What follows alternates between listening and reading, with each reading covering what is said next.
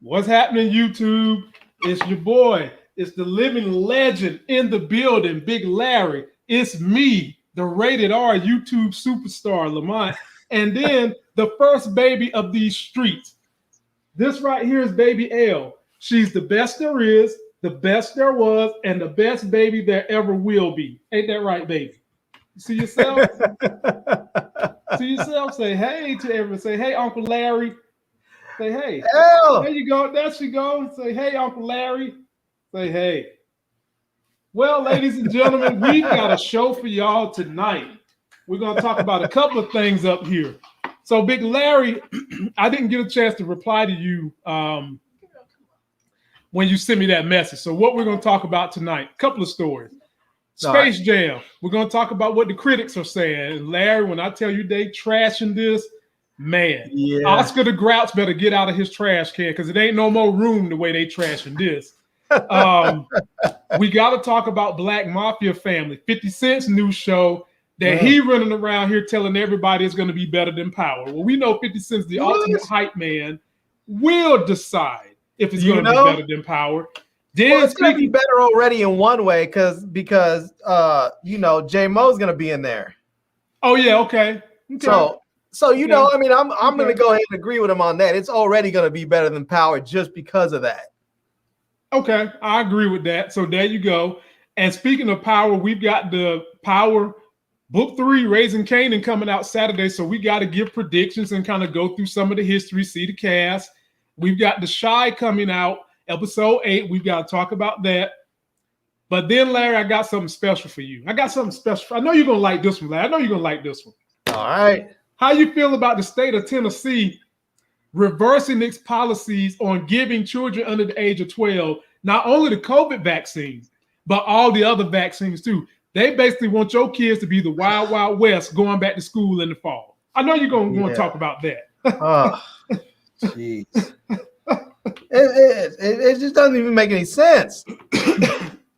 I mean, it literally, we'll get there. It's that we're gonna save that for last, my people. Now, while we're here, let me shout out the people, man. And Larry, we've got a lot of people in here talking about Space Jam was horrible. Tressa C, happy Friday, my sister. Kobe James, Bear Theater said it sucked. Ugh. My boy Alex, what's up? The Big 25 was like, it was horrible. Damn, it sucks really. Marcus Terry, oh my God. Oh. Somewhere on this planet, Michael Jordan is somewhere smiling, holding up all his rings and things, saying, look, LeBron James, you ain't nowhere near to go. You can't even make a damn movie. But Larry, well, he can make a movie. He just can't make Space Jam because LeBron and Braun Productions have made a lot of good movies. I mean, they doing big things with LeBron Productions, man. I can't. Space Jam, apparently, Space Jam just sucks. I haven't seen it yet, but I've been debating whether I should or shouldn't because I've seen so many negative reviews on it. Well, ladies and gentlemen, the professional critics are destroying it. And let's start this review out by looking at a professional critic who is a member of Team Life Games, and you all know this brother. Let's take a look at what he had to say. Space Jam: A New Legacy, starring LeBron James. Now, before I get into any further about my likes and dislikes in this movie, let me tell you exactly what this one is about. A rogue artificial intelligence kidnaps the son of a famed basketball player, LeBron James, who then has to work with Bugs Bunny to win a basketball game. Now, like I said, guys, I'm a big fan of Malcolm D. Lee, the gentleman that is directing this movie. It's also being produced by Ryan Coogler. That's the first Creed and Black Panther. But I have to be honest with you guys, this movie sucks. It sucks big time balls. It is not good. When I was watching this movie at the theater, I was saying to myself, I would rather be at the dentist right now. Damn. He would rather be at the dentist. If it's that bad, I'm surprised he didn't bring out the bleach. Because normally when something is real bad, my brother brings out the bleach. Ladies and gentlemen, that's Brandon Keith Avery. His link is in video description. Yeah. You want to see his full review, why he didn't like it, what made it a bad movie. go get it from him.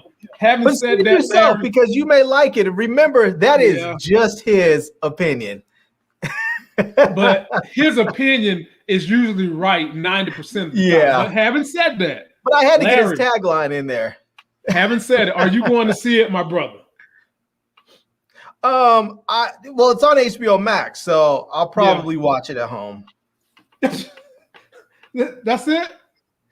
Yeah, I'm not going to see that. I was never gonna go see that in the theaters. I mean, I'm just not going to the theaters, period, man. You're not gonna see me in a movie theater likely until like 2023, maybe. You know? I mean, yeah, it's just too much is going on. But this, I mean, when I saw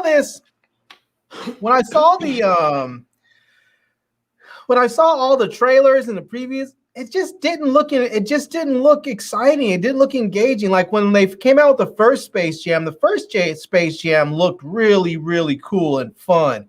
And this one just seemed like I don't even want to call it a cheap ripoff. It just didn't seem like it. I had no feelings about it. That's really what it is. I had no feelings about it. I was completely indifferent. Man. And that's probably the worst place to be about anything. I mean, you want to have some strong feelings about it in one direction or the other. And I was pretty much just straight up indifferent. When the first one came out, I was younger. I was high school age, so I wasn't like kid age. However, it was groundbreaking because I remember the score, Larry. That score was jam-packed. R. Kelly, Monica, Tevin Campbell. I remember the score. I actually remember feeling invested in the movie even as a high school person. And of course, we know Michael Jordan. What can you say about Michael Jordan? He was the GOAT at the time. So I felt like LeBron James was going to have a tall order to make this one better. And I'm rooting for LeBron because other than Muhammad Ali, nobody has been outspoken for the community more than this brother. This brother has put his butt on the line. He put his money on the line to uplift us when it comes to these social justice issues. So I'm rooting for LeBron. About Colin. What'd you say? Let's not forget about Colin. Colin too, but Colin ain't the subject of what we're talking about. No, definitely not. So what I'm saying is I wanted it to be good, but Brandon Keith Avery, when he does movie reviews, he's very similar to me. Right. So I think that I'm going to pass because I'm similar to him. But you as fans, your movie DNA may be totally different. You might need to see it so that you can get a feel if you like it or not. The only thing me and Brandon Keith Avery tend to disagree on, and I ain't going to lie, y'all like family, I did like the Green Lantern. The one with Ryan Reynolds. I'm just out there. We disagree on that. You're the only one, man. Ryan Reynolds didn't even like the Green Lantern. Well, that's his problem. If he ain't like it that much, he can get that check to me that they paid him to the tune of $5 million. I take that check. It's funny. I saw this. I follow The Onion on Instagram, and they always have funny memes and stuff on there. They posted this one today that said it was like a headline for an article that says 6-year-old decides he doesn't want to see Space Jam after reading New York Times film critic review. And I was laughing, just like, that just says it all right there. Like, the film critics can say this movie's garbage and terrible and everything else. Kids don't read the film critics. They don't read that stuff. They don't care. Kids, I mean, as an adult, this movie is not really geared towards adults. This movie is a kid's movie. And kids can give a hot diggity if some New York Times film critic said the movie was bad, or if somebody from Rotten Tomatoes or Yahoo or some other place said the movie was. These kids don't care. Nope. These kids are going to say, I want to watch this, Mom. Take me to the movies. I want to watch this. Turn on HBO Max.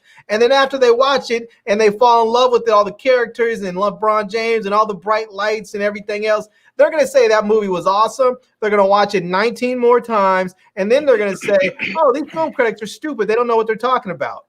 And that's what happens. I mean, I remember when I was a kid and the film critics came out and they slammed Star Wars. I was like, these people, not that I was paying attention to the film critics, but I remember it was such a big deal that they were slamming Star Wars, and then they slammed, I think it was The Empire Strikes Back or something. I was like, these people are smoking crack. I was like, these are the best movies in history. So film critics, I think they are they serve their purpose, I think, for certain movies. I think there are other movies that they probably could just pass on reviewing because maybe for people like you and I who, your daughter's maybe too young to really even care about the content of the movie. She's probably just looking at the colors and the sounds and stuff. That's exactly what she's doing. Mm-hmm. But for us, if we're actually watching it for content, then we probably care about what Brandon says and these other critics say about movies like this. But for the most part, the people who the audience of this movie is not going to even, they may not even know what a film critic is. They're not going to pay attention to one. And if some film critic said you shouldn't watch it or it's stupid, they're going to be like, whatever. And they're going to watch it anyways. Yep. I feel like the best way to do it, let me shout out Dwayne Herndon. Hey, man, I appreciate you, my brother. You've been sticking with me for a hot minute. I liked it too, but the stuff on Earth was horrible. And to his point, I'll say this, and to Larry's point too. I think that when you're watching movies, maybe find a couple of film critics that seem to like things similar to you, and then you can lean on them, because there's film critics out there that I will not read their reviews because I know good and as well we're going to clash on certain movies. Like there's film critics who think every Marvel movie was horrible except for two. And you want me to tell you the two? Captain Marvel and Thor: The Dark World. There's actually film critics that thought those were the two best Marvel movies, so I can't do nothing with that. I can't. Wow. Do that. I mean, Captain Marvel was probably, and probably the worst one. I can't say the worst one. I can't say the worst one. Which one is worse? For me, I didn't really care for the second Ant-Man. I like Captain Marvel better than the second Ant-Man. You know what? Yeah. I'm sorry, go ahead. Yeah. I mean, it's kind of like, but having said that, people, I said all that to say, when you start reading reviews, if you're going to go to the movie theaters, write down who the person was and see if you're lining up with the way they review movies. See if your mindset for movies lines up similar. And those are the type of people you want to follow and you can trust if you're going to be placing a wager on whether you want to see the movie or not. Now, I'm gonna let Elle see Space Jam, because she does love the colors and all that kind of stuff. But I guarantee you, Elle is at an age right now where she's still going to get up and disappear in like 10 minutes. It don't matter what I put on TV. Y'all. What's up, Moochie? Moochie! What's up? How you feeling? I didn't see the Space Jam thing yet. Do you got HBO Max? Yeah, I just didn't watch it. I was watching the continuation of Fear Street today. Yeah. How you feeling about that? I liked it. Look, Moochie, everybody been throwing reviews up of that joint. Everybody. Yeah, I liked it.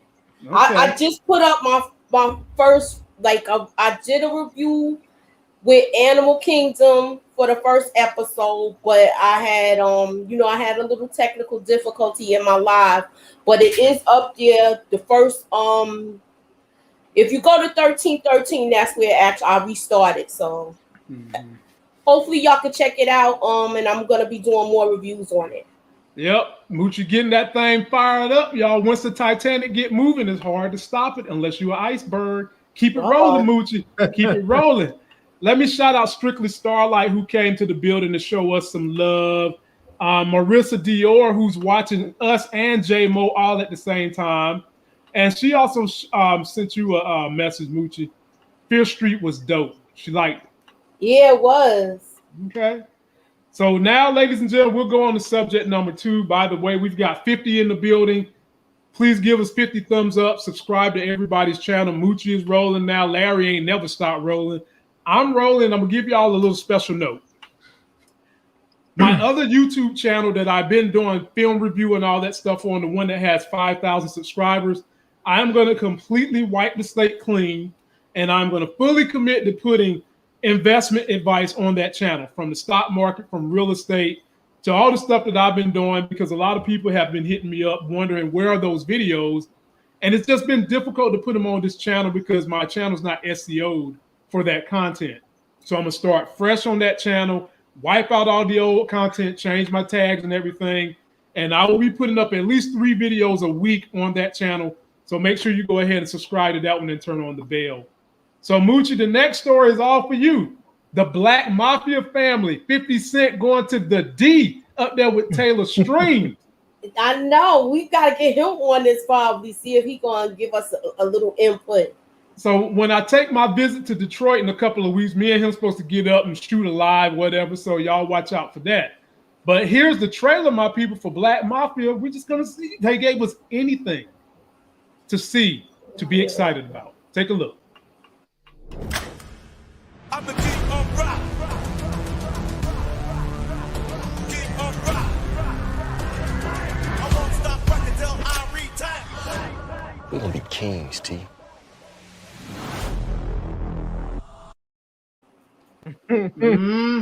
Moochie. I'm here for it. Well, what do you think? September. What do you think about it? I want to see. Okay. Big Larry, how you feeling? As 50 Cent said, he said this is going to be better than Power. And until you reminded me that J Mo is actually in Black Mafia family, I was like, 50, stop with the hype train.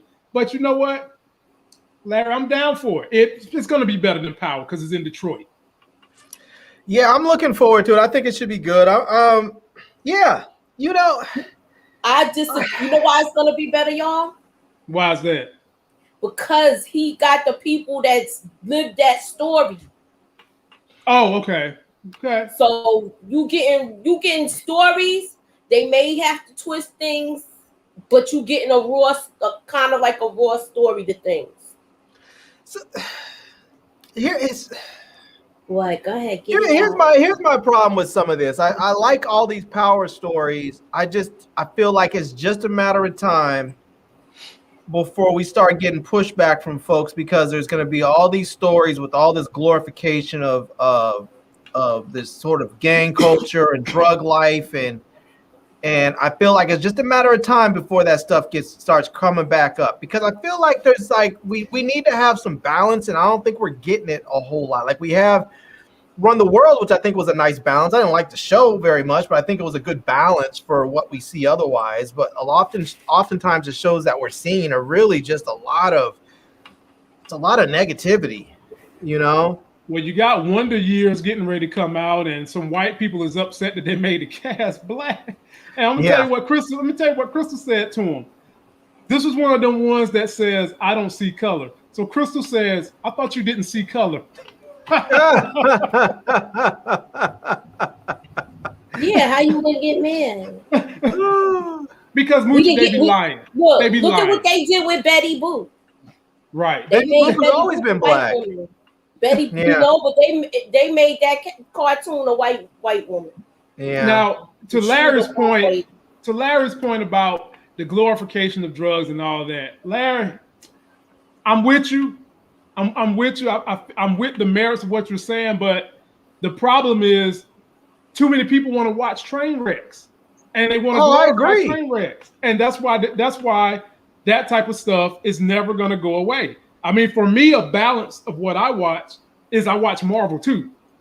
Right. That's the balance for me. But a lot of people sit around all day eating bonbons, watching The Real Housewives and all that stuff, which is a travesty up to itself.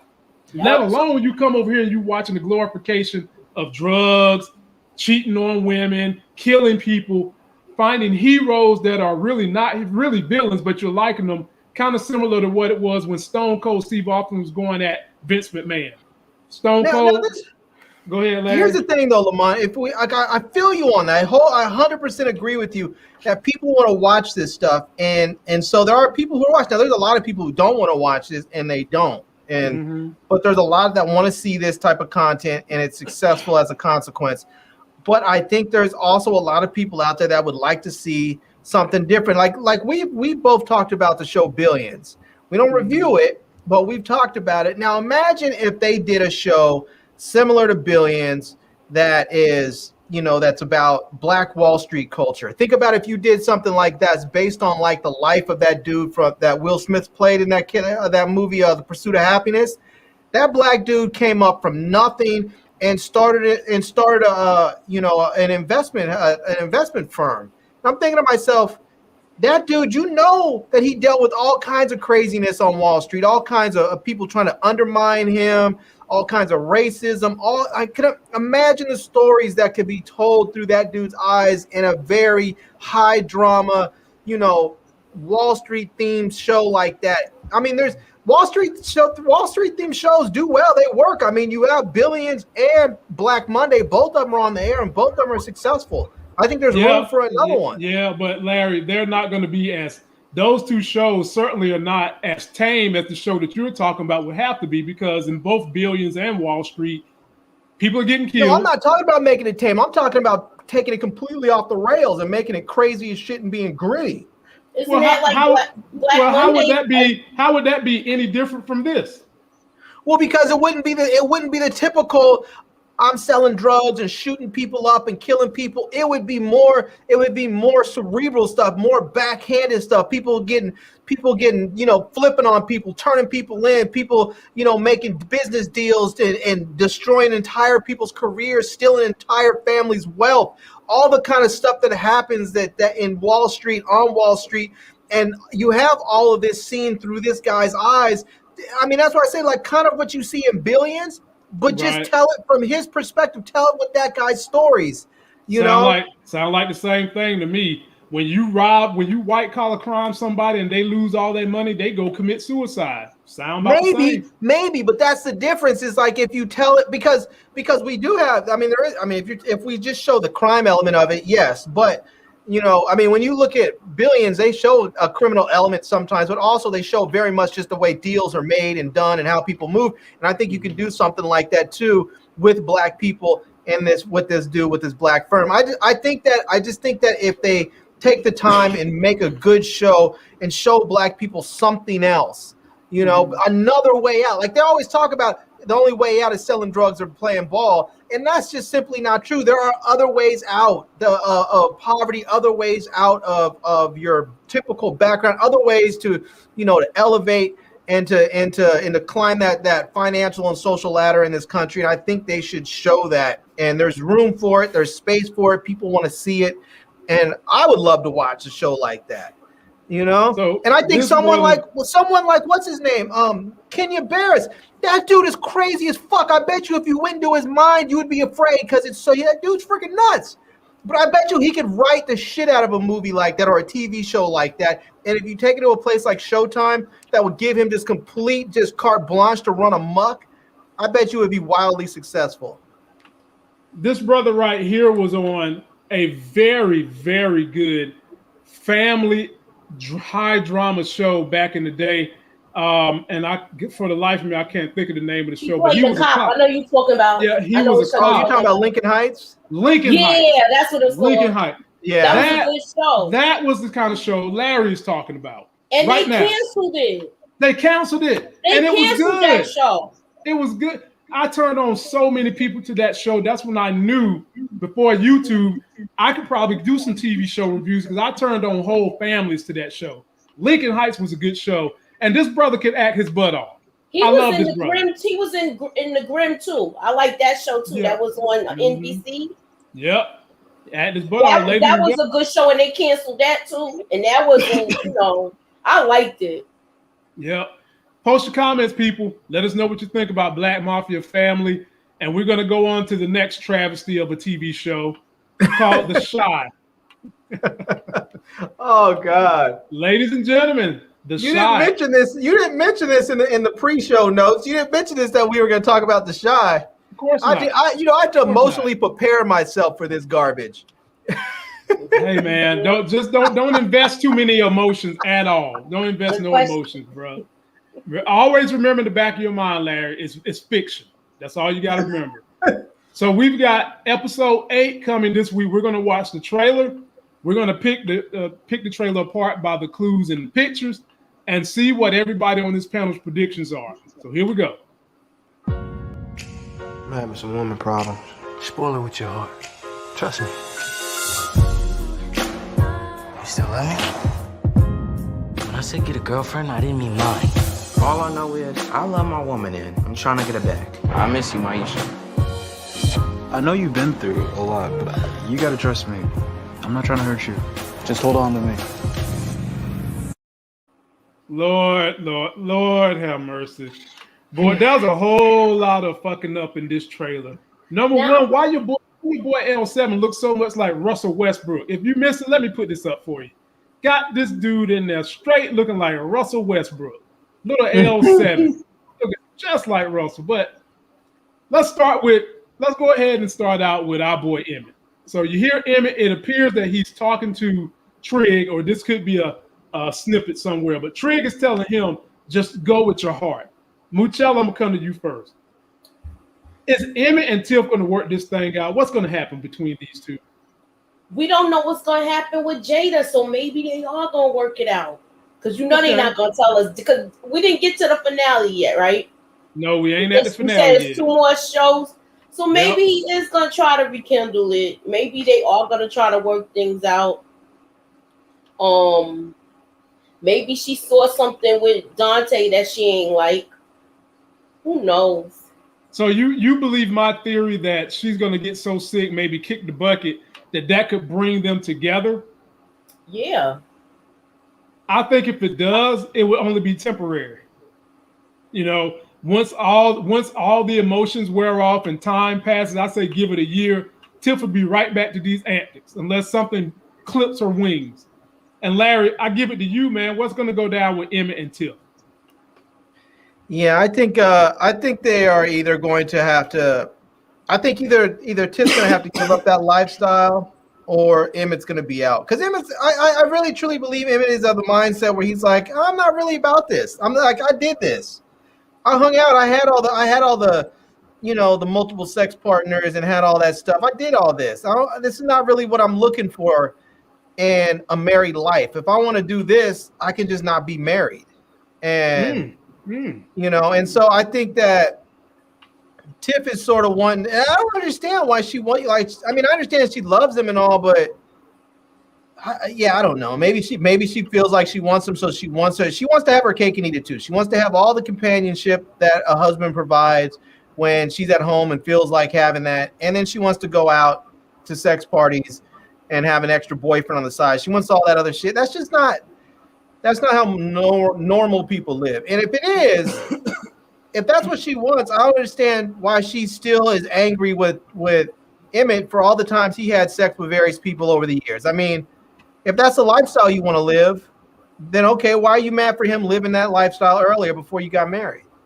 And I guess she was mad because she was left in the dark about all those women. That's what she was probably mad then. And now her vindication, Larry, is that, look, I got you married to me, and if you want to be with me based on how you messed up prior to the marriage, this is what you got to do. And you know what he should do? Like you said, he should dip. Yeah, he should dip. I mean, the reality of it is what you did before the marriage, it may have some consequence, but it's not.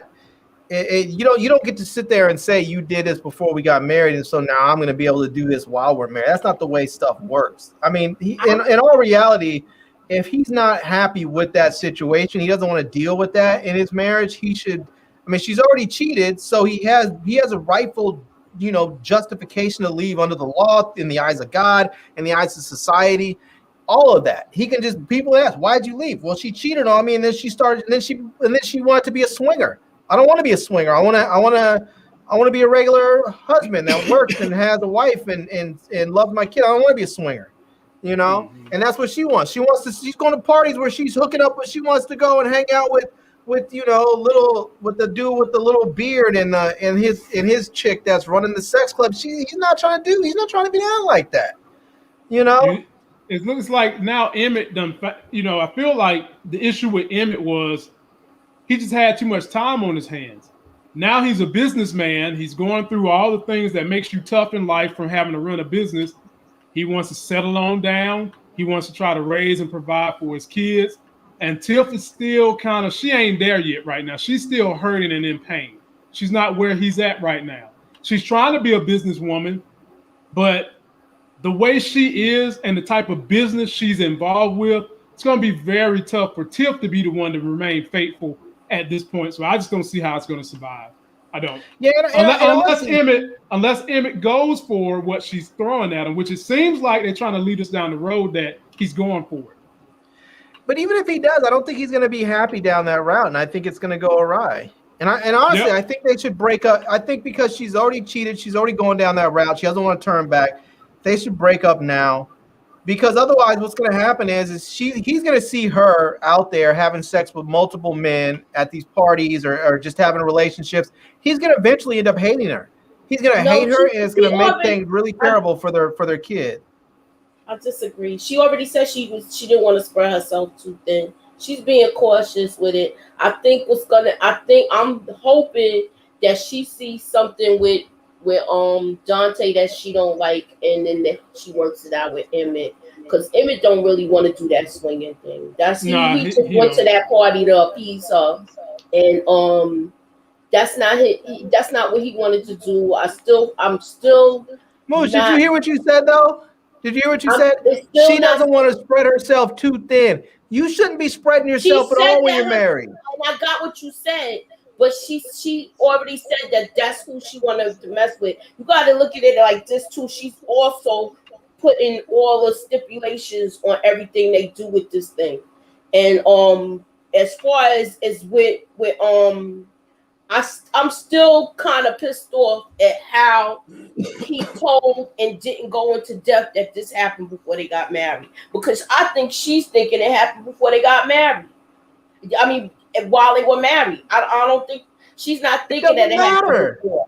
It doesn't matter. If you cheat, if someone cheats on you, it does not give you justification to go do the same. If you stab me in the back, it doesn't give me justification to stab you in the back too. Now, I see you got a double standard, because with the other show, you saying something totally different.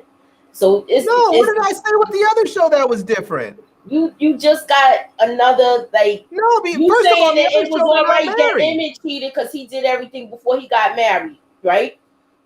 Right. Stop me if I'm wrong. Now with the other thing, with the girl that did it, she's wrong, this and that, and you didn't excuse her, but you excused him.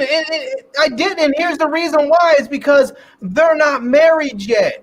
And I keep saying he should dip now. Don't get married. And if you listen to what I was saying, I wasn't justifying what she did. I wasn't saying what she did was okay. What I was saying was she shouldn't say anything. If she's gonna get married, if she wants to get married to this dude, she should shut the fuck up, swallow that guilt, deal with it, and get married so that they can have a pleasant life. And he doesn't have to think about this in the back of his mind forever. Because like he said, he was thinking to himself, I have no doubt in her. He had absolutely 100% faith. He felt like if he had to go work a 36-hour shift at the hospital and his phone died because it fell into a bucket of water, that he didn't have to worry about what his wife was doing because he had complete faith in her. She stripped that away from him now. So even if they get together, even if they stay together, he's always going to worry about what she's doing, who she's with. He's not going to have that anymore. And so that's why I was saying, because they're not married, he should dip. He should not be with her. He should go find somebody else. That's what I'm saying. So no, she doesn't get a pass because they're not married. But it's different because when I said with Emmett, they got married. Now, if he decides he's going to go ahead and marry this chick, then he needs to push whatever she told him to the side because his dumb ass decided to marry her anyway. So now he has to push all of that to the side, push his jealousy and his insecurities to the side so they can have a successful marriage. But he doesn't. But at this time, he doesn't have to do that because they're not married. He should just dip out. So that's what I say. That's what it comes down to: giving someone a pass versus not giving someone a pass. Emmett and Tiff were already married, so no, she doesn't get a pass. There's no more passes when you're married. There's always a pass. It depends on who. It depends on how accepting the other one is. I feel like they're young too, so I'm not giving a pass for motherfuckers going out there cheating. No, I feel like I feel like they both too it's young. Too yeah, we'll see. We'll see where it goes. Next, we'll come to Larry first. Kevin is up here flouting about with old Frederick Douglass head Jimmer. You know what? Saying you still love me. And then they cut to a scene where he's getting in Jake's face again. Larry, what's going to happen? Jake's lips always look like he just got finished smoking crack. He has a skin disorder. Is that what it is? Yeah, he has some kind of skin disorder. Okay, I was gonna say because his lips always look like Dave Chappelle when Dave Chappelle used to do that crackhead skit. You know. So what's the deal with Kevin basically running up on Gemma? You still love me, and then he goes tell Jake, you shouldn't have slept with my girl. Yeah. I mean, I don't know what's gonna happen there. I feel like Kevin's gonna turn. He's trying to turn himself into a little bit of trying to give himself some edge so he doesn't seem like he's corny. It may work, but I hope he doesn't go that route. I mean, I hope he doesn't go back to her. I really what I hope happens is that the other little chick he was trying to holler at, the one that said she didn't see him like that. I hope she does see him like that. And then what's her name? Gemma steps to him. I hope that little chick sees him and says, "You need to back up off my dude before I put hands on you." What you think, Moochie? Jump on in there. Jake, Gemma, Kevin. Oh, go ahead. I'm just saying. She's probably seeing that new blue hair. He talking to that little chocolate boo with straight hair, and she looking and seeming like she gonna be jealous. Yeah.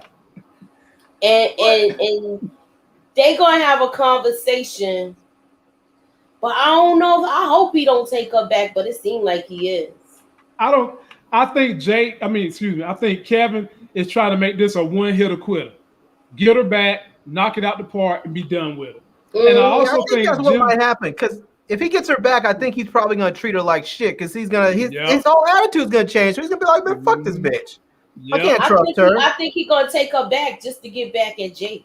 I do too. I think he's gonna take her back and then dump her. And to get back at her, exactly. And to get back at her.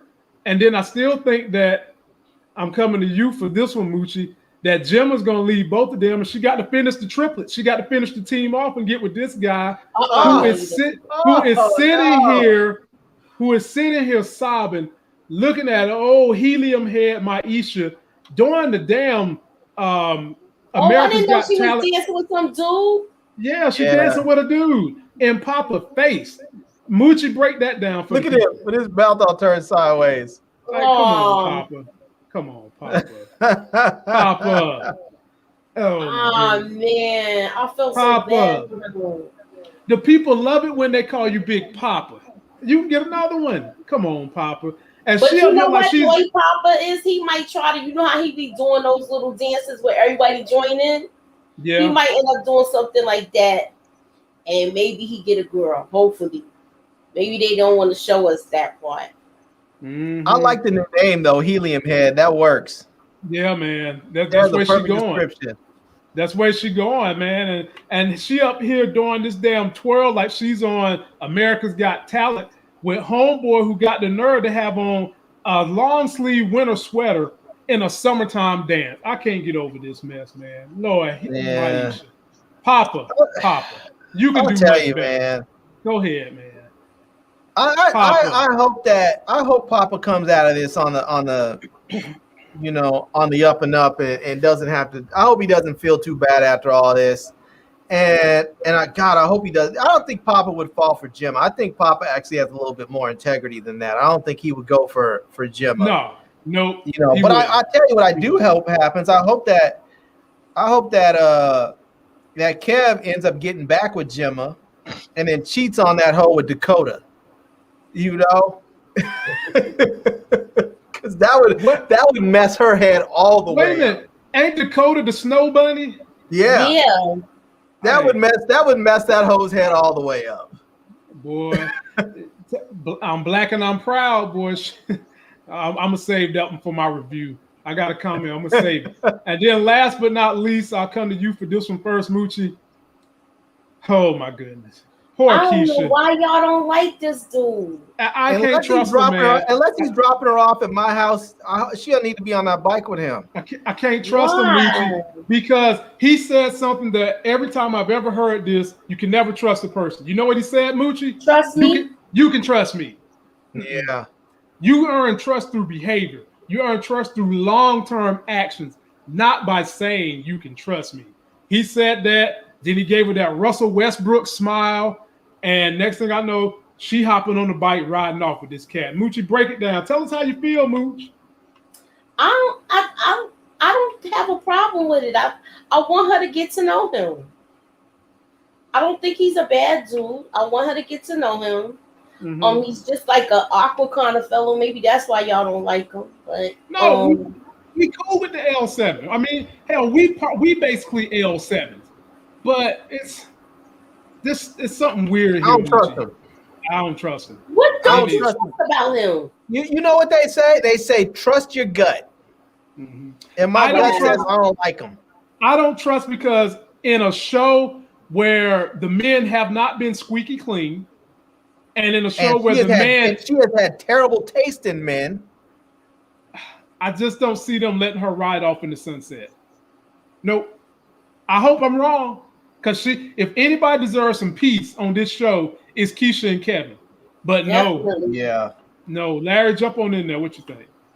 Yeah, I don't. I mean, I'll tell you this. I hope that she has her phone on with the Find a Friend app, and she has it connected with Kev, with Nina, with Dre, with Emmett, with everybody. I hope he's locked into her Find a Friend. So if anything with this dude comes up weird, everyone's looking for it. They should be checking in. She should be doing hourly check-ins too. But who got the baby while she on this date? I don't even know. Probably not Nina. Nina's too busy. Nina's probably drunk in the corner somewhere. Oh my goodness. No. That dude. All right, ladies and gentlemen, that's going to conclude the Shy predictions. That's what we think is going to happen. We will be back up here. I'm going to try something on Monday. I'm going to try and say nothing but positive stuff about the Shy on Monday. I don't think it's possible, but I'm going to do it just as an exercise in futility and see if it can happen. Okay, we'll see. We got 72 in the building. Can we get 72 thumbs up? Can we get 72 new subscribers to Moochie Channel and Larry's channel as well? Can we get $72 in super chats? Oh, that's right. Yeah, can we get some super chats up in this piece? I would love and adore a super chat, man. Lane, you don't trust the dude either, Lane Perry? No, Lane don't trust. No. When you make somebody so squeaky clean and perfect in a time where nothing has been perfect, it just screams, "Don't trust me." I think he knew who she was, that he'd been reading about her. I wouldn't be surprised if this dude saw her and went and applied for the job just to get there, just so that he can get next to her. Wow. You know? Now, see, I ain't gonna go that far. I am. I just went there. I think he got that job just so he can get next to her. I think he's that creepy. Ooh. He might be that dude's son or cousin or nephew or something. It might be like a crazy people family. Well, you got to think about that. That could be true. That could be the part about him being related to the dude that died could very well be true. I guess we'll have to see. And maybe he wants revenge. He might be planning on taking her someplace and getting some revenge. He might show up. He might go take her to the place and say, "Where's my where's my nephew or where's my cousin? You killed my brother, whoever. Talking about we want the baby." All right, my people, moving right along. Stay tuned. This weekend, this Sunday, it's going to be busy for some of us YouTubers because not only do we got the Shy, we got the Black Mafia family. Power Raising Canaan, Power Book 3 comes on. And I've got a little snippet for you talking about the cast. And when we're done, I want you guys to, with the panel, tell me who you think is going to be the show stealer for this coming Power Book. Take a look. I already know. Okay, so I'm gonna go through all the characters and give you what I think about them. So, and then I want you guys to talk about it. So, first one, you got the mom. I've kind of already said on my review, I think the mom is in over her head in the drug game. Then you've got Kanan himself, and I think his is going to be a coming to age story. And then you got one person that's going to be in my top 2 for show stealers, Omar Epps, the crooked cop, crooked like the letter S. Then you got this homie right here, Lulu, who I think is going to be the fan favorite, the show stealer, because people hated him so bad on Snowfall. I think that they got his character being so much of a lover in this show. And then White ladies, we got the snow bunnies, which is the opposite of Karens, but sometimes they become Karens because they get their feelings hurt at the snow bunny. And whenever you're talking about a snow bunny, that means she giving up them panty drawers. So y'all be prepared for that. And then we've got this brother right here. He's going to be the Bobby Brown of the show. Just keep that in mind. And then last but not least, we got Jukebox. So I'll start with you, Moochie. Okay. What you think about his mother? I don't so much think that she's not over her head in the drug game. I feel like she has to earn her respect in it. Because you gotta keep in mind that she is working with her brothers. So they probably don't want her to handle too much. Which means you in over your head if you're trying to handle too much, right? I wouldn't. No, like she has to earn it. They don't want to. They don't want it. They don't want to just give it to her. She's gonna have to earn it. Okay. All right, Larry. From what you can recall, what do you think this character is going to be like? Yeah, I can already tell you just what I've seen in the trailer. She's gonna be my favorite. I like Patina Miller to begin with, yeah, man. I love me some Patina Miller. From when I saw her when she used to be on Madam Secretary to the Hunger Games, man, I love this. I love this woman. She is a fantastic actor, and I think she's going to be the one that's going to be like the one still in this whole series. I think she's going to be setting it off. So, hot take right there, ladies and gentlemen. Now we're going to go to this brother right here. I'll come back to you, Mooch. This is Kanan Stark. Tell me about him.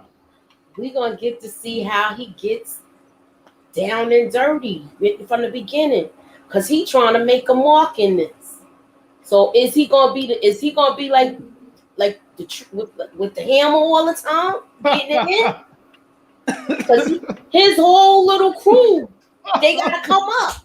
What you making so you all talk about somebody with them damn hammers. Can we put the hammers down? Is he gonna get Can we put the hammers down for a minute, man? We not working on a construction site. It's either that or Lock and Key. I ain't even get to her yet. Oh, there you go. Moochie is on fire tonight. Larry, take the wheel, Larry. Take the wheel. Take the wheel. Take the wheel. Woo! You don't think he's gonna be shooting in this drove the bus off the road? No, Moochie done killed it. I think he's going to be shooting, but not this season. I think it's going to be next season. They already done renewed it. You don't think he's going to catch a body this season? No, he's going to catch one for sure. But I don't think he's going to be. That's all I'm going to say. I don't think he's going to be ruthless Kanan that we see in No, Power. but we're going to watch the come up, though. This is what we see. Yeah. Is he going to be getting his ass whooped every day where he turns into the sky? Or what? We got to see all of this. Well, I guess we're going to see the damn hammers, man. I told you. Look. I have a feeling that this character is going to be he's going to be good, but he's not going to be the one that everyone shows up to watch. No, he's not. Yeah. I'm telling you. I'm telling you. He's going to be an integral part of the story, but he might not be the most intriguing part of the story. Because the story, I mean, obviously, we already know that the whole story is centered around him. I mean, we know this, but I just don't think that he's going to be the most interesting part of it. I wouldn't be at all surprised if we watch this and people start talking about spinoffs with other characters. Oh, man. Well, let me ask y'all this. Yeah. Do you think that the mother's going to be messing with Omar Epps' character? Hell yeah. And he's next anyway. So Mooch, go ahead. We already see that dynamic in Power in Ghost Power Book 2 or Power Book 2 Ghost, whatever they call it. If it ain't broke, don't fix it. He already just said he crooked. He played both sides of the fence, and everybody need to get them a little panty draws here and there. So break them down. All right. Well, we know is that Kanan's mother's not the Lock and Key for the season. So let me guess. This gonna be Miss Lock and Key, huh? Yes, that's Lock and Key. You trying to put it on her already? See. I'm gonna do these reviews alone. That's what I'm gonna do. And I do not want to see nobody putting no Lock and Key in the comment section. But finish what you gonna say about him. with him. Yep. I think we gonna see how dirty he really is. He probably gonna be taking money, telling them who's their competition. He set might up the competition. Exactly. Mooch, he might get in so deep that he holds sexual favors over Kanan's mama. I'll tell you, this is the thing with Omar Epps, right?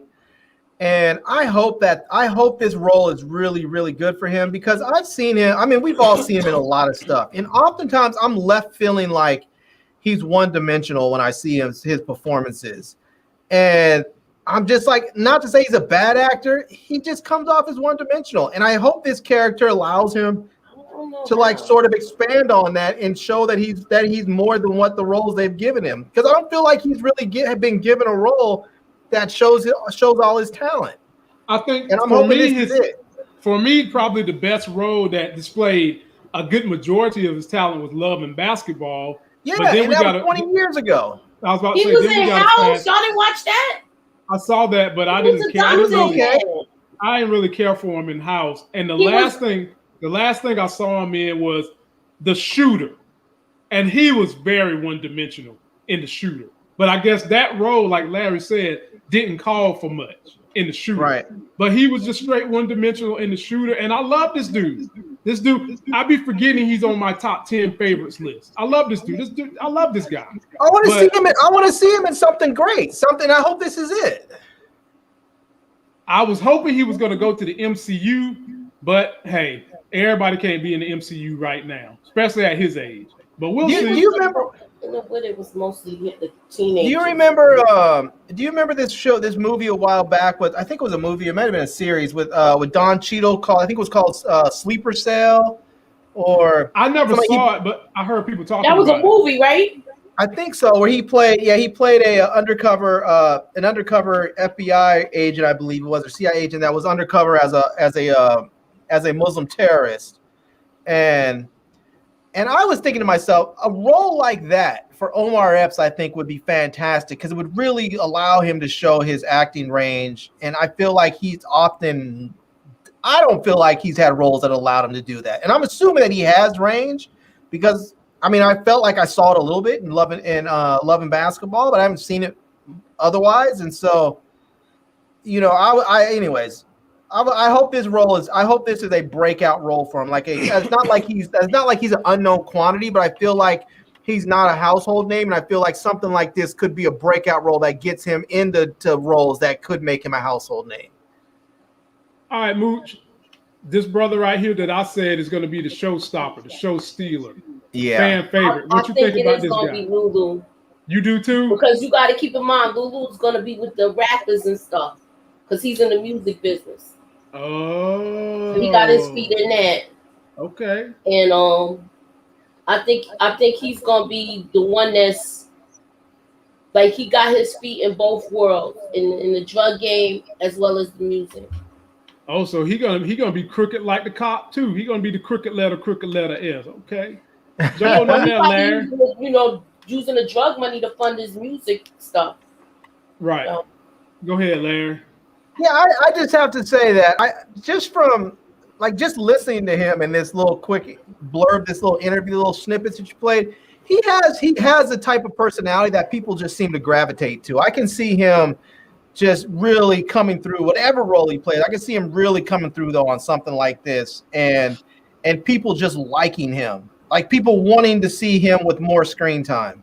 You know. I would not be at all surprised if how much ever screen time he has in season 1, if during season 2 people are like, we need more of him, and he comes back with more screen time because he just seems like his from his real life self, he seems like he's that type of dude. Like, oh shit, I can hang out with this dude. This dude seems like he's cool, yeah, So we'll see though. We'll see. All right, Moochie, since you want to be lock and key. Talk about this Detective Shannon Burke, the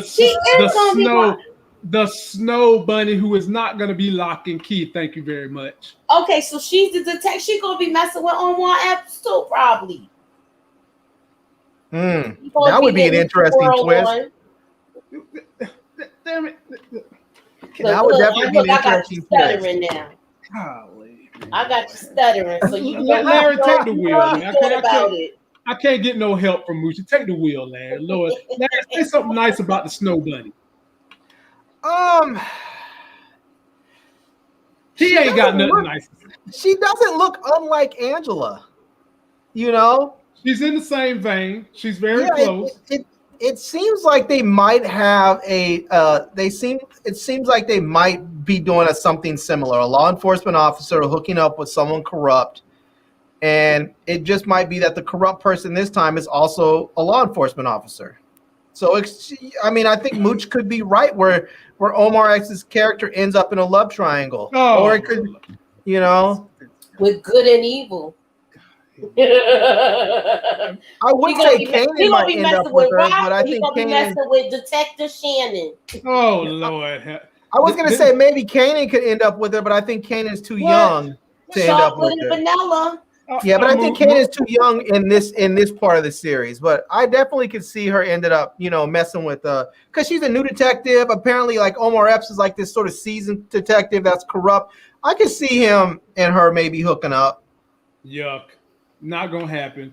What's she gonna be that cop that everybody don't like? And she might be that. She's gonna be that pit bull in the skirt. We'll see. All right, Mooch, right back to you. Joey Badass as unique. Talk about this brother. Oh, he got his real 80s gear on. Looking just like Bobby Brown. Now who he little step by day. Is he the their competition, or is he with them? Or we don't know yet. I don't know. I'm gonna think he's gonna be competition. That's what I'm thinking. So because he just has that dark look. And when I say dark, people, I'm not talking about his skin tone. He's got on the black shirt, the black coat that's matched, and then he's got on this big gold chain. He just looked like he's gonna be an adversary to Lulu, in my opinion. Yeah, he looked like he's gonna be a thorn in somebody's side. You better believe it. Larry, what you think about old unique Joey Badass? I don't know, man. I mean, I don't know. Sometimes when I see rappers, when they start acting, some of them come off as really sort of blah.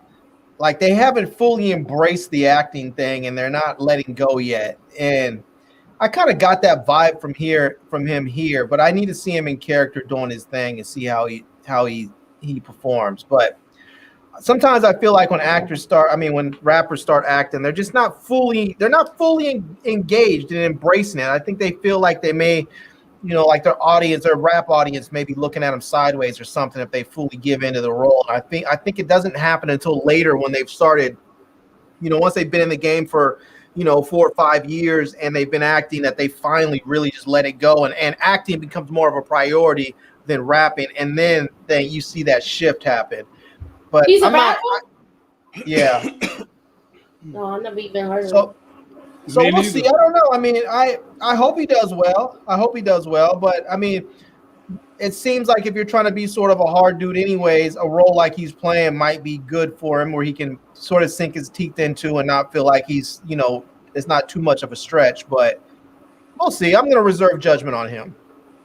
Last but definitely not least, Moochie. Talk about Jukebox, young Jukebox. We're going to see why she turned out the way she did.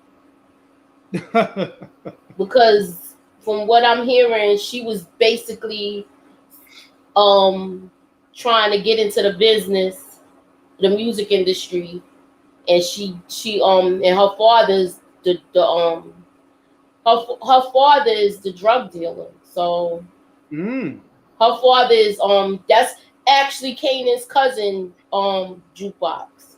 So they related. So I guess her father is Kanan's uncle. Okay. Larry, what you think about the Jukebox? Yeah, man, I really liked her energy. When she was talking, I just really liked her energy, and I hope that translates through to her character. She just seemed to be like just bubbling over with it. And And when we saw Jukebox older, Jukebox was like, she was pretty high strung at times. You know, she was ready just to straight put holes in people. So I'm looking forward. I'm looking forward to seeing her. Right. I think Jukebox is going to be straight. With this. Yep. Well, ladies and gentlemen, post your comments down below. Are you excited? You ready for Sunday to get here and what you think is going to happen in the first episode? Last story we got for you guys is a dumbass story. It's the fuck of the week. And let me show you the clip before we play the young lady. The Tennessee state plans to end its outreach promoting vaccines for adolescents against all diseases. Measles, mumps, rubella, all that stuff that we done damn near eradicated due to vaccines. They're trying to end the outreach, including COVID-19, after criticism over immunization efforts directed toward minors. Ladies and gentlemen, I'm going to play you the fuck of the week intro. Then we'll get right to the news story. And then me and Larry will tear this state apart. And Moochie too, but she'll do it in a nice way. Little girl, you're so cute. Is your mommy home? Bitch, I am my own mommy, the fuck? Bitch, you just hired me, the fuck you got going on? Your ugly ass milk trying to poison me and shit. I don't know where the fuck you got that milk from. Definitely ain't I no fucking cow. Good evening. A political play or sound scientific advice? A stunning new development tonight in the political tug of war over COVID-19 vaccinations in Tennessee. An email obtained by News Channel 5 Investigates reveals that Governor Bill Lee's administration told health officials not to do anything to promote immunizations of any kind as kids prepare to return to school. Dr. Michelle Fiscus, who was the head of Tennessee's vaccine program, emailed, August is National Immunization Awareness Month, and we would typically do a new release, a governor's proclamation, and communications out to local health departments and partners. She added, please let me know if we'll be permitted to acknowledge the occasion. The health department's medical director replied, per the commissioner, no outreach at all.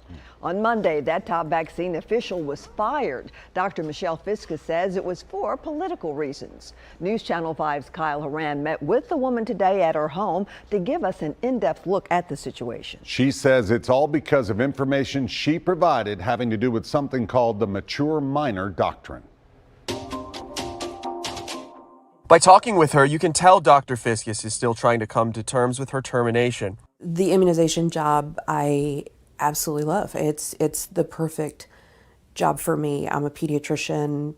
Vaccines are in our DNA. But she says her focus on vaccines, which is in her job title, is what got her fired. The legislature took up this issue with the mature minor doctrine, and they all decided that the way to resolve that was to fire me from my position. Here's what Dr. Fiscus thinks started it all. Back in May, when the demand for vaccines dropped, she says she was getting questions about what a provider should do if someone as young as 14 came in asking for a vaccine. What I did was put out a memo with factual information, information about where the guidelines are around vaccinating minors or providing medical care to minors without parental consent. That has been in Tennessee case law since 1987. She provided the mature minor doctrine, case law that states a physician can treat someone as young as 14 as long as they believe the child is mature enough. Then, this happened in the Government Ops Committee. It's very disconcerting to see the letter or memo from Dr. Fiscus, stating that Tennessee law allows the Department of Health to give vaccinations to children 14 years of age. That's Republican Senator Janice Bowling. She says the doctrine is not code and not law. But Dr. Fiscus says the rule is clear. The firing of me doesn't change the case law in Tennessee. It doesn't, kids that are 14 and older can still go get vaccinated today, just like they could get vaccinated yesterday. They wanted to make this a giant issue. She says she is a victim of politics. In a state with already some of the lowest vaccination rates, she believes some are choosing their aspirations in politics over their duty to public health. Okay, ladies. I'm going to go first. I'm going to give it to Larry, because I'm short with mine. it's time we quit trying to coddle these people and just call them idiots. Period. You fire this woman because she's trying to get underage people vaccinated because this new variant has had a propensity to get these people sick. And 99% of the people that are dying from COVID are dying from the Delta variant, and 99% of those same people don't have the vaccination. You know, it would be fine if people wanted to use their personal freedom and all of that shit if it didn't affect other people. Sorry, it affects me. It affects somebody else. It affects others. And by you running around here without having the vaccine, your ass is giving this virus an opportunity to mutate and get stronger to the point where some of us that went and got vaccinated, it might not even work for us. I would say brilliant Republicans, but I can't say that because your dumbasses don't realize the same people you're telling not to get the vaccine are the very same people that's kicking the bucket and ain't going to be voting for your ass. So a part of me wants to continue to say, oh, tell them not to get the vaccine. But you know what? I can't do that because I do love the people that are trying to do right. So having said that, I give it to Larry. Yeah, this is just so disconcerting. It's not even just that they're saying no vaccine, no COVID-19 vaccines. They're talking about don't promote any vaccines at all. We're talking about vaccines that have been through the most strenuous clinical trials and have been in common use for decades. I mean, you're talking about vaccines for smallpox and vaccines for tetanus and vaccines for just, I mean, you name it. Larry, these vaccines have saved the world. They've saved the world. Like Larry, when Christopher Columbus landed his ass in Trinidad, you know what was his greatest weapon in killing the natives that was to the land? It wasn't a gun. Take a wild guess what it was, Larry. Smallpox, probably. Smallpox. So go ahead, Larry. I mean, folks, stop trying to coddle. Democrats, I need you to get tough. Stop trying to meander and weasel around and say nice. Just call their ass dumb, because that's what they are. They're dumb and they're killing the nation. Go ahead, Larry.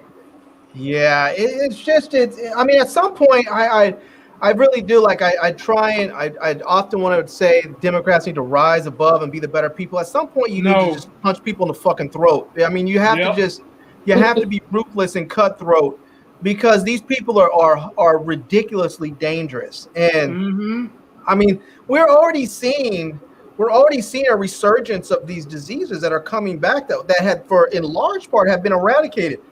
There are diseases like polio and such that for a long time, for decades, had been gone and disappeared. There were no cases in the U.S. Now we're seeing them come back.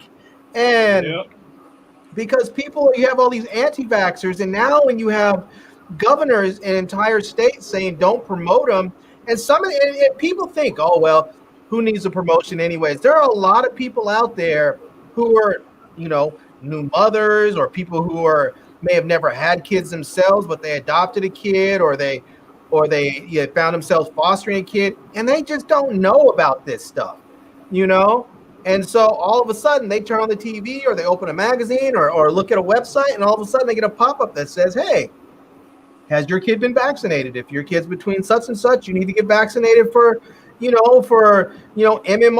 You need to get vaccinated for whatever else is out there, diphtheria or whatever. I mean, all kinds of stuff. And if they're talking about not just getting rid of COVID vaccines, the promotion for COVID vaccines for everything else, it's just a recipe for disaster. And here's the crazy thing. Whatever terribleness is about to pop off in Tennessee, you can't contain it to the borders of Tennessee.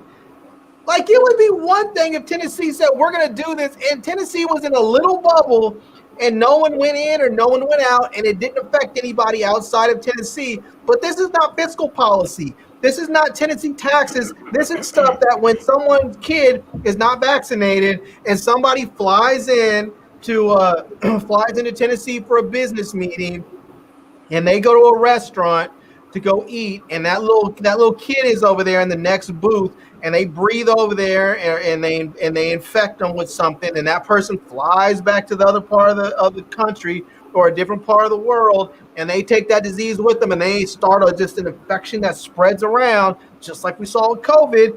Then all of a sudden you have all this stuff happening again. This disease is starting to spread. That's how stuff works, and the reality of it is, it's all preventable.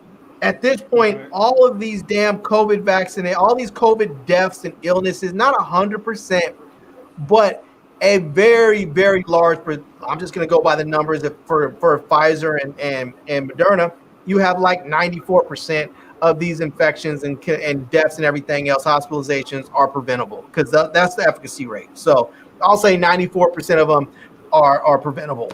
So Larry, I have to address Elaine Perry. Sorry for cutting you off. She says, nope, I feel like there's a whole agenda. What's the agenda? Because the American doctors and Americans, and if you want to say a conspiracy, I'm going to give you the ultimate conspiracy. Do you think the federal government wants to lose a taxpayer? I can tell you the answer to that is hell to the no. They want as many people paying taxes as possible, which is why they come up with this shit. She said, if I could turn back the clock, none of my kids would have had vax. They do more damage than help. What damage did your kids have? Because it sounds like you're saying your kids are good. My nephew and niece have never had any vaccine or fine. That is because everybody around them is vaccinated. You go send them to some third world country where nobody's vaccinated and let them stay there and go to a school and mingle with the people and see what happens when they come back. Am I right or wrong, Larry? No, you're absolutely right. I mean, if you live in a little bubble, there are these little pockets, communities where no one gets vaccinated, and what happens is somebody from outside that community comes in, and everyone ends up getting sick because they have no protection at all. Or you can take a kid like one of your nieces and nephews, like you said, they hadn't been vaccinated. You send them to a school where everybody's been vaccinated, and they're fine. You're like, oh, they're fine. No one's getting sick. Yeah, because there's herd immunity. Because everybody's protected, because all the other kids got vaccinated, so there's no whatever disease it is that's floating around to give to your kid, because all of the rest of them have been protected. But if no one gets vaccinated, or the numbers of people that get vaccinated are so low that diseases can start to spread and spread quickly, well, then you have a big problem. And I just don't think that some of these people understand how horrific some of these childhood diseases were that people are vaccinated against. And I would hate to see this stuff come back, Me too. but I mean, I hate to say it, man, but I feel like in America, Americans are on like this. We're on like a path of self-destruction that we just want to see things go down. It's like we want to see our people in this country fail. And no, Larry, it's not all of us. It's a handful of people that think it's a lot. It's not even a handful, dude. It's a lot of motherfuckers. I mean, we had the most amount of people. Let me finish. I'm sorry. Let me finish. A handful of people in power that want to maintain their power by manipulating the masses that believe these conspiracies is what I'm saying. And they think that the way to maintain and grow their power is make people believe in this dogma of freedom against something that is tearing down other Americans and can cause harm to other Americans. That's not freedom. Ain't nothing free about that. This is in the history books. We've seen it. Again, I just said to Larry and Mooch, what happened when Christopher Columbus came here? Nobody in this country that was here had any immunity to smallpox because they'd never been exposed to it. That killed more people for him and the Europeans than the gun did. And that helped them take over this country. So no, and I live with the doctor. I'm a respiratory therapist. I've worked in the medical field. I get where people come from who are black about the conspiracies of genocide and all that, because it was real, but it's not happening now. And the government does not want people to die because you're not paying taxes. But I digress. Go ahead, finish, Larry. Let Moochie get in so we can get out of here. Yeah, I just think that the fewer people get vaccinated, and I understand that some people have some vaccine hesitations. That's fine. Be hesitant, and then also go get informed. You know, if you're hesitant, go read. Don't read up on some random website called called vaccineskill.com or look up somebody's crazy Facebook page from, don't click on some link from your Uncle Jimmy that's sending you some conspiracy theory crap, that's talking about QAnon and vaccines and underground pizza parlor, sex trade, stuff. Oh my Lord. Don't click on, don't listen to that crap. Go look at the various studies that are done from these different publications. Go read what the CDC has to say. Go read what the World Health Organization has to say. Go read what some of these medical journals out there and see what the research they say what they have to say about it, and check those out. Don't go read some study and say, oh, well, this guy's a doctor. This dude, because oftentimes you have these doctors that write studies, and the doctor's a chiropractor and he's writing a study on immunology. Immunology. It's like, what does this doctor know? He's a damn chiropractor. What does he know about vaccines? That's just what it is. People study different fields. You're not. If I have a heart condition, I'm not going to see my urologist. That's just not the way things work. If I get shot and I'm bleeding out, take me to a trauma center. Don't take me to an ophthalmologist. That's just. They're all doctors. Let's be real. They're all doctors, crazy. But all doctors don't do the same thing. And so what happens with these crazy ass studies? You get people that are up there talking about, that vaccines cause autism and all this stuff. No, it doesn't cause autism. You know what people talk about? Oh, we have such rapid rates of autism. We have so much rapid rates of autism. And this is my personal belief why we have so much autism is, one, back in the day, people used to have kids at the age that was the prime age for people to have kids. People were having kids in their late teens, in their early 20s, when your body is fit and strong and you can snap back from having a child. You can have 2, 3, 4 kids and snap back and be normal. Now, people are putting off having kids until their careers are settled. So now you have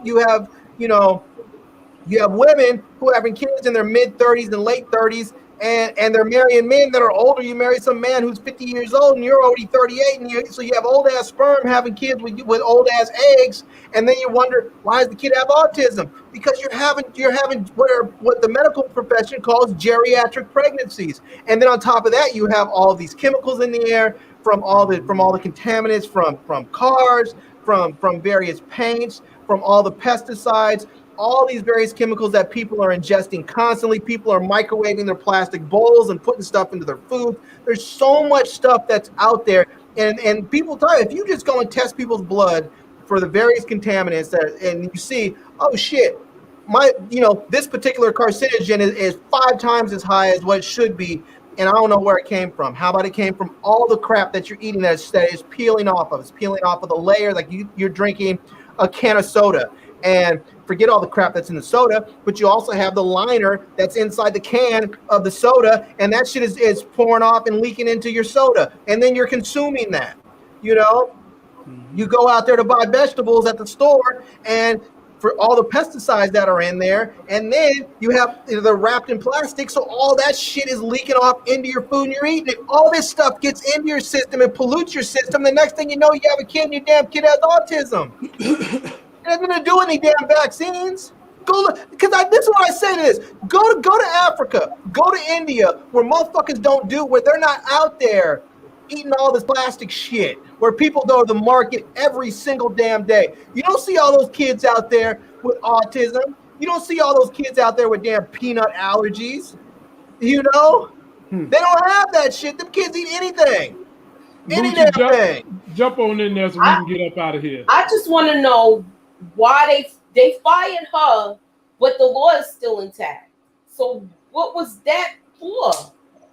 If the law is still intact, what was the purpose of firing her? So that they can have someone to put culpability on. It's a law. It's not like she made it. She was just following her job. Yeah, but all she did was write a memo, bring it to everybody's attention. Yeah, Moochie, like she said, it's political. It's all political. It's pandering. And they didn't even say she treated a 14-year-old. They said that she wrote a memo citing that doctor because someone asked her a hypothetical, what would you do if? And she cited the doctor in the memo. Wasn't even like she treated somebody. She didn't even do it. So, but you know what? Hey, I would be all for this if it didn't affect everybody. If you want to be out here and not get these shots and stuff, and it doesn't cause harm to someone else potentially, hey, go for it. But the problem is it does. That's the problem. And it's going to get to a point where, like Larry was saying, how Tennessee and places can't isolate themselves. There's going to be probably another shutdown, and what's going to happen is it's going to be a shutdown of the borders of these states where the variant is so high, they're not going to let you cross borders, man. And then you want to talk about freedom. What you going to do then when your little freedom gone in? What you going to do then? I don't know. But anyway, we out of here, man. And LeBron James is in the building. LeBron James said,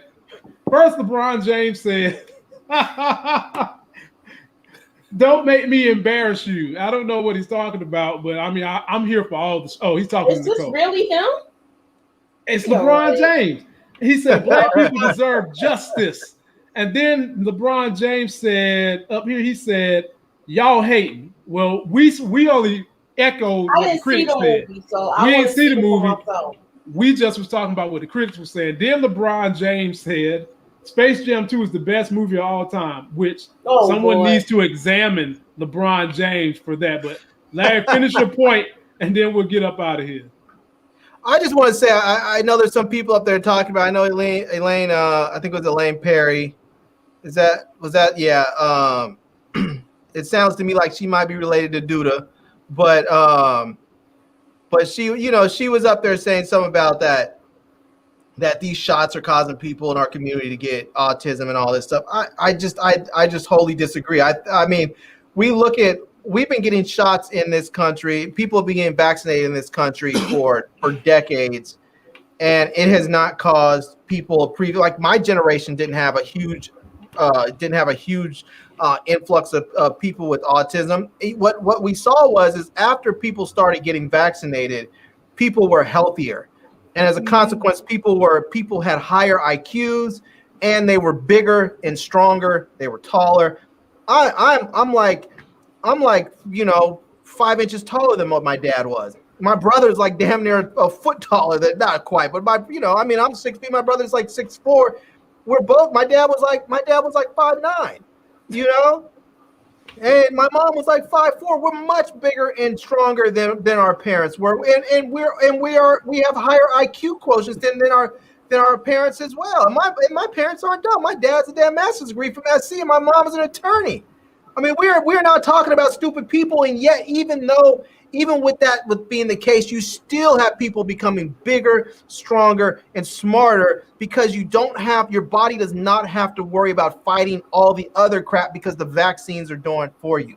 So your body's just able to go and live and eat and drink and grow. And when you don't have that, you end up with kids who get sick, and then they become sickly. Because you have kids sometimes that get sick when they're young and they never fully recover, and then they become sickly. Okay. Well, having said that, we're out of here, my people. We'll be back Monday. I still ain't figured out how we're going to do the Shy and Power Raid. We might have to do 1 hour of each. And I mean a strict hour of each. So we'll see. We'll make sure we get it in, though. So don't forget to like the video, comment, subscribe. When you say a strict hour, you mean like my strict hour or your strict hour? No, I'm talking about a New York strict hour. A Moochella strict New York hour. You're going to have to be on the timer, Larry. You're going to be like, ting, all right, go. And then as long as I control the timer, we're good. Nah, it's gonna be just like we're gonna go to the stopwatch on the phone because you got all these gadgets, and all you got to do is be like, all right, we're gonna put the time on. All right, go. Yeah. We just got to figure out how many minutes we gonna give him to talk. We have minutes, seconds. Damn! Before you go, you have to put this up there for Mixtape Fleet. That's just hilarious. Mixtape Fleet. Oh, oops, wrong one. Space Jam was black on. Oh my! Goodbye, people.